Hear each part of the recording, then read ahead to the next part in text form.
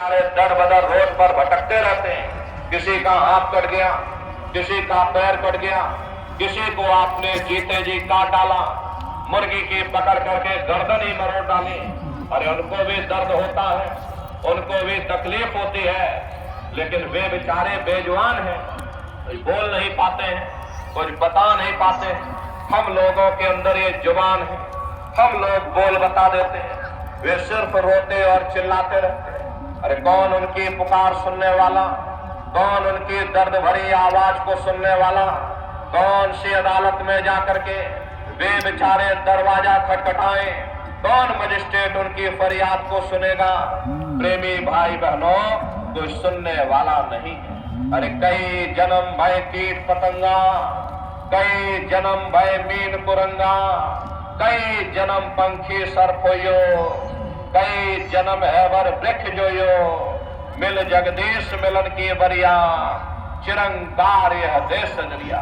करोड़ों करोड़ युगों से हम आप नरकों की सजा भोगने के बाद में फिर कभी कीड़े पतंगों की योनि में डाल दिए जाते, कभी पेड़ पौधों की योनि में, तो कभी पशु और पंछियों की योनि में डाल दिए जाते। प्रेमी भाई बहनों, 84 लाख योनियों की सबसे जो आखिरी योनि होती है वो गाय और बैल की योनि होती है।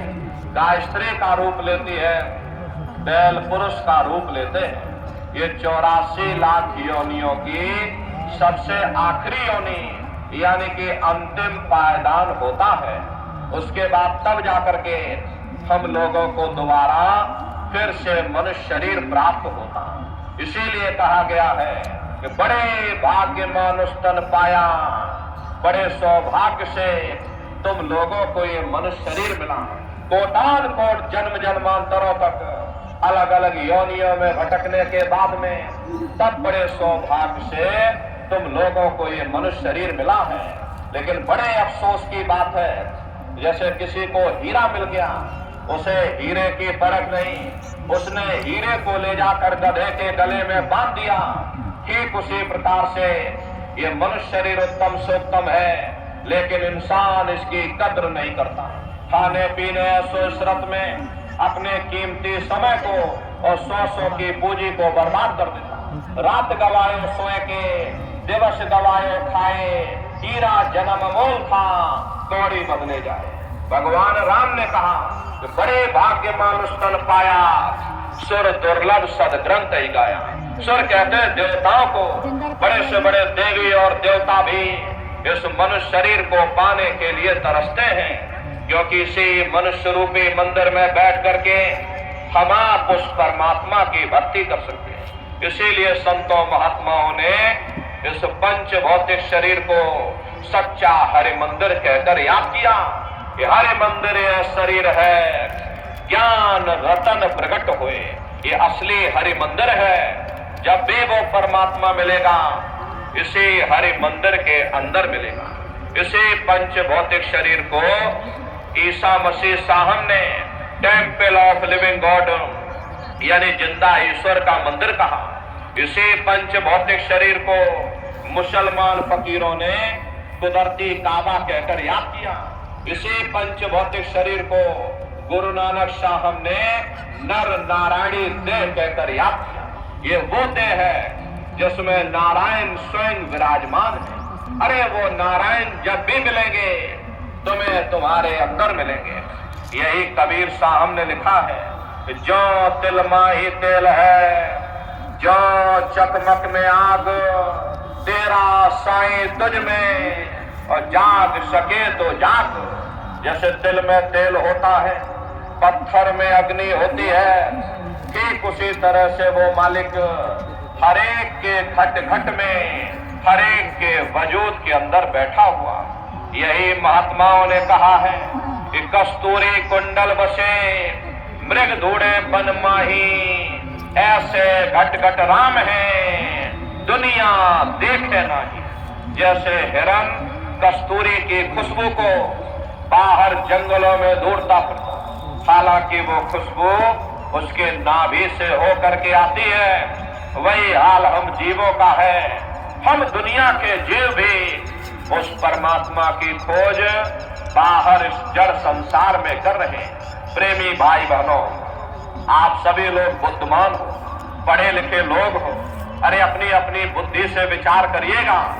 जब उस परमात्मा ने हर इंसान को एक जैसा बनाया, आंख, कान, नाक, मुंह, हाथ, पांव एक जैसे दिए, तो हम आप ये कैसे सोच सकते हैं कि उसने हिंदुओं के लिए अपने मिलने का कोई और रास्ता बनाया होगा, या मुसलमान, सिख या ईसाइयों के लिए अपने मिलने का कोई और रास्ता।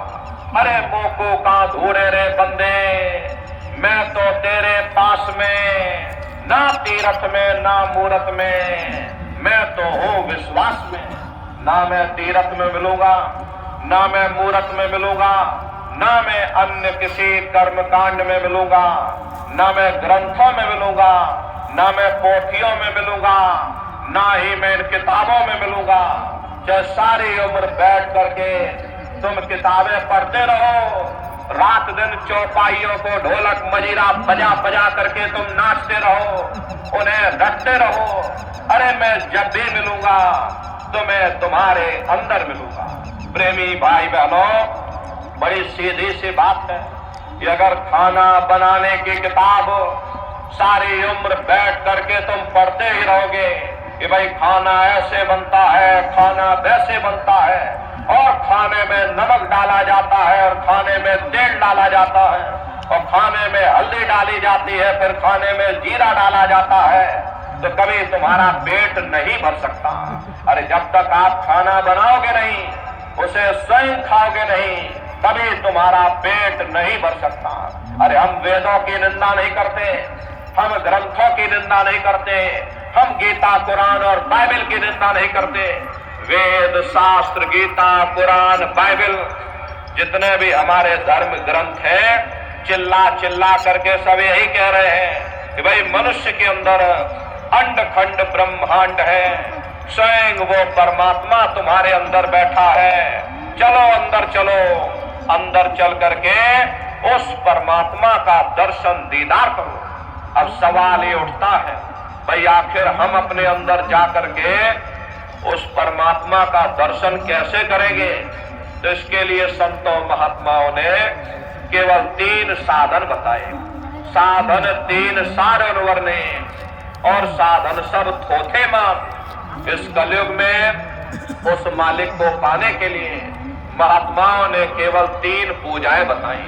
पहला है सुमरन, दूसरा है ध्यान, और तीसरा है भजन।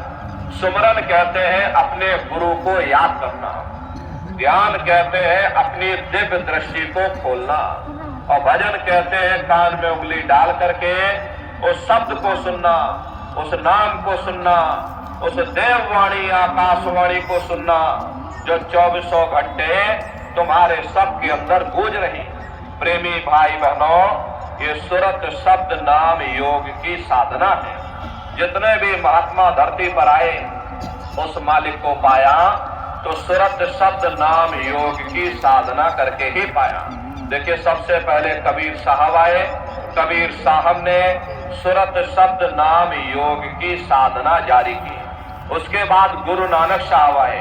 गुरु नानक साहब ने भी सुरत शब्द नाम योग की साधना जारी की। उसके बाद और भी महात्मा आए, कबीर, नानक, दादू दरिया, भीखा, रविदास, पलटू साहब, सूरदास जी महाराज। चित्रकूट में आप चले जाइए, गोस्वामी जी महाराज जिन्होंने रामचरितमानस बनाई है, जिसका पाठ आप सभी लोग अपने अपने घरों में, मंदिरों में बैठ करके करते हो, उन्होंने भी उस मालिक को पाया तो सुरत शब्द नाम योग की साधना करके ही पाया। राजस्थान की धरती पर देखो, मीराबाई हुई, सहजोबाई हुई, उन्होंने भी उस मालिक को पाया तो सुरत शब्द नाम योग की साधना करके ही पाया। प्रेमी भाई बहनों, ये सुरत शब्द नाम योग की साधना है। इस साधना की 3 क्रियाएं हैं। पहला है सुमरन, दूसरा है ध्यान, और तीसरा है भजन। तो कैसे आप लोग सुमरन करोगे, कैसे आप लोग ध्यान करोगे, और कैसे आप लोग भजन करोगे? बहुत से नए प्रेमी भाई बहन यहाँ पर आए हुए हो, तो सुमरन, ध्यान और भजन आपको कैसे कैसे करना है, बैठ करके आप सभी लोग अच्छी तरह से समझिएगा और फिर घर पर जा करके करिएगा।